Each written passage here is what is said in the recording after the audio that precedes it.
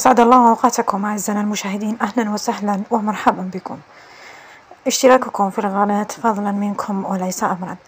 العجوز التي أمامكم هي عجوز تبلغ من العمر 90 سنة، كما ترون تمشي خائفة تائهة في الشوارع، حيث انتشر فيديو لها بسرعة عبر مواقع التواصل الاجتماعي.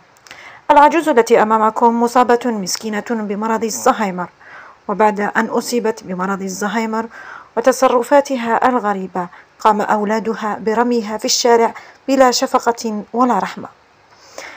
حسبنا الله ونعم الوكيل في من يرمي أمه في الشارع، وحسبنا الله ونعم الوكيل في من يرمي والديه في دار العجزة، وحسبنا الله ونعم الوكيل في كل من يسيء لوالديه. لكم أن تتركوا تعليقا بكلمة حسبنا الله ونعم الوكيل. صلاة وسلام على حبيبنا المصطفى.